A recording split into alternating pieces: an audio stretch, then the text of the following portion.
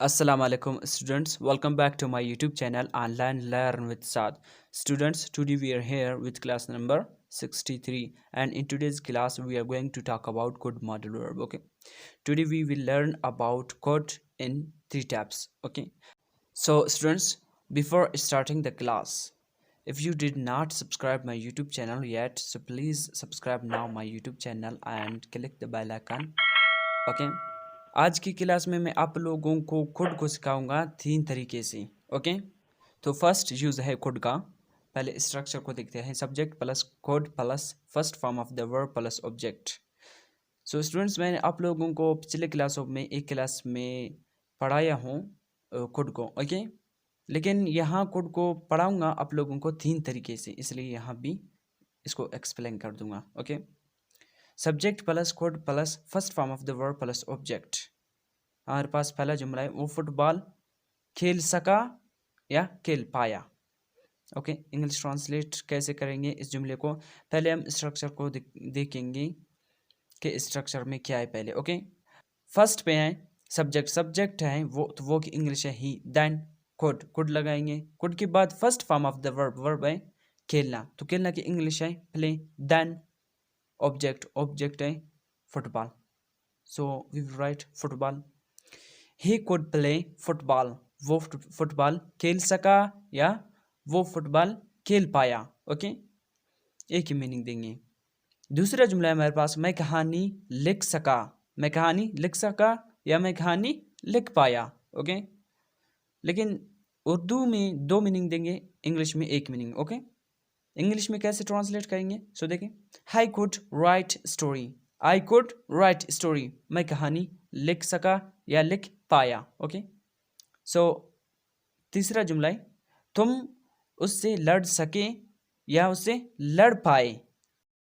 English translate है, you could fight him, you could fight him, तुम उसे लड़ सके या लड़ पाए।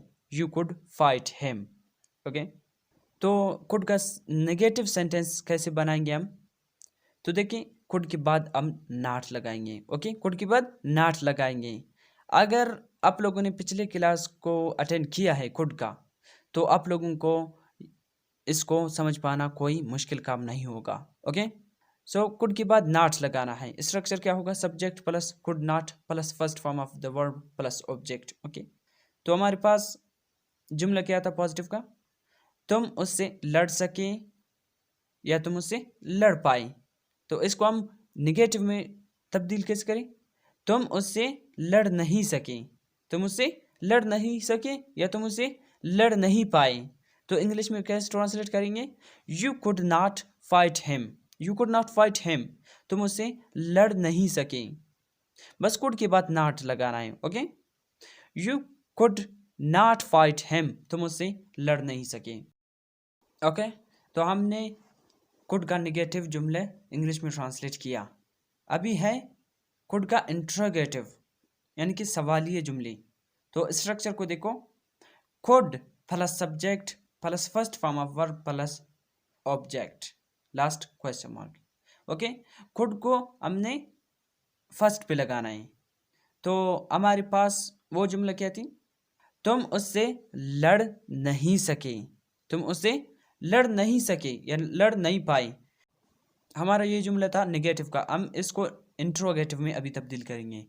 क्या तुम उसे लड़ सके, क्या तुम उसे लड़ सके, लास्ट में question mark. Okay, so English में कैसे ट्रांसलेट होगा? फर्स्ट पे हम लगाएंगे कुड को। Okay, could you fight him, last question mark. क्या तुम उससे लड़ सके या लड़ पाए? Could you fight him. Okay, इसी तरह से हम बनाते हैं इनका इंटरोगेटिव सेंटेंसेस। ओके, तो मैं आप लोगों को एक जुमले देता हूँ ट्रांसलेट करने के लिए, इंग्लिश में ट्रांसलेट करने के लिए। ओके, आप लोग इसे इंग्लिश में ट्रांसलेट करें और कमेंट्स बॉक्स में भेजें। ओके, निगेटिव में, इंटरोगेटिव में, पॉजिटिव में। और वो उर्दू जुमला क्या है? वो खाना खा सकें, वो खाना खा सकें या खा पाए। ओके, इसको इंग्लिश में ट्रांसलेट करें और पॉजिटिव, नेगेटिव, इंटरोगेटिव, इन तीनों में ट्रांसलेट करें। ओके, सो सेकंड यूज पे चलते हैं कुड का। कुड हैव, यानी कि पास हो सकता था, पास हो सकती थी, पास हो सकते थे। ओके, स्ट्रक्चर को देखो, subject plus could have plus noun, subject plus could have plus noun. तो पहला जुमला है हमारे पास, मेरे पास एक मोबाइल हो सकता था, मेरे पास एक मोबाइल हो सकता था। इंग्लिश में ट्रांसलेट करेंगे तो पहले स्ट्रक्चर को देखेंगे। स्ट्रक्चर में क्या है, सब्जेक्ट, तो सब्जेक्ट है मेरे यानी कि मैं, तो लगाएंगे आई, देन कुड हैव के बाद नाउन अ मोबाइल। मेरे पास एक मोबाइल हो सकता था, आई कुड हैव अ मोबाइल, मेरे पास एक मोबाइल हो सकता था, आई could have a mobile. Okay, दूसरा जुमला है सलीम के पास एक मोटरसाइकिल हो सकता था, सलीम के पास एक मोटरसाइकिल हो सकता था। सो इंग्लिश में ट्रांसलेट कैसे करेंगे, Salim could have a bike, Salim could have a bike, Salim के पास एक मोटरसाइकिल हो सकता था, Salim could have a bike. Okay, so हम इसका नेगेटिव कैसे बनाएंगे जुमले, यानी कि नेगेटिव जुमले इंग्लिश में कैसे ट्रांसलेट करेंगे, कुड के बाद नॉट लगाएंगे। ओके, हैव से पहले कुड के बाद। सो स्ट्रक्चर कैसा होगा, subject plus could not have plus noun. तो हमारे पास जुमला क्या था पॉजिटिव का, सलीम के पास एक मोटरसाइकिल हो सकता था, तो हम इसको निगेटिव में तब्दील करेंगे। अभी सलीम के पास एक मोटरसाइकिल नहीं हो सकता था, सलीम के पास एक मोटरसाइकिल नहीं हो सकता था। इंग्लिश में ट्रांसलेट करेंगे, Salim could not have a bike, Salim could not have a bike, Salim के पास एक मोटरसाइकिल नहीं हो सकता था। ओके, बस कुड के बाद हमने नॉट लगाना है और बड़ा काम नहीं करना है, बस सिर्फ नॉट लगाना है। ओके, तो निगेटिव जुमले इंग्लिश में ट्रांसलेट किया। ओके, सो हम इंटरोगेटिव पे चलते हैं। इंटरोगेटिव जुमला इंग्लिश में कैसे ट्रांसलेट करेंगे, तो देखो, खुद को हम फर्स्ट पे लगाएंगे। Okay, could plus subject plus have plus noun, then last question mark. तो हमारे पास जुमला क्या था नेगेटिव का, सलीम के पास एक मोटरसाइकिल नहीं हो सकता था, तो हम इस जुमले को अभी इंटरोगेटिव में तब्दील करेंगे। क्या सलीम के पास एक मोटरसाइकिल हो सकता था, लास्ट में question mark. Okay, so English में कैसे ट्रांसलेट करेंगे, could Salim have a bike, could Salim have a bike, last में क्वेश्चन मार्क। ओके, इसी तरह हम कुड को यूज करते हैं। तो मेरे ख्याल से आप लोगों को समझ आई होगी कुड हैव पूरी तरीके से। ओके, तो चलते हैं थर्ड यूज पे कुड का, could have subject plus could have plus third form of verb plus object, subject plus could have plus third form of verb plus object. Students, मैंने आप लोगों को कई बार बता चुका हूं कि हैव के बाद जब भी वर्ब आया वो थर्ड फॉर्म में होगा। Okay, subject plus could have plus third form of verb plus object. हमारे पास पहला जुमला है मैं आ सकता था, मैं आ सकता था, तो इंग्लिश में कैसे ट्रांसलेट करेंगे, पहले स्ट्रक्चर को देखेंगे। स्ट्रक्चर में सब्जेक्ट, सब्जेक्ट मैं की इंग्लिश लिखेंगे I, then could have, I could have, then third form of verb यानी आना, तो कम, आई कुड हैव कम, मैं आ सकता था, आई कुड हैव कम, मैं आ सकता था। दूसरा जुमला है वो खाना पका सकती थी, वो खाना पका सकती थी, इंग्लिश ट्रांसलेट है ही सॉरी वो खाना पका सकती थी, यानी कि मोहनिस है। ओके, लड़की है, she could have cooked food, she could have cooked food. Third जुमला है हमारे पास, अली वहां जा सकता था, अली वहां जा सकता था, इंग्लिश ट्रांसलेट है Ali could have gone there, Ali could have gone there, Ali वहां जा सकता था, Ali could have gone there. Okay, so positive जुमले हमने इंग्लिश में ट्रांसलेट किया, और नेगेटिव जुमले हम कैसे इंग्लिश में ट्रांसलेट करेंगे, तो आओ देखते हैं। Subject plus could not have plus third form of verb plus object. Okay, could के बाद हमने नॉट लगाना है, हैव से पहले नॉट लगाना है।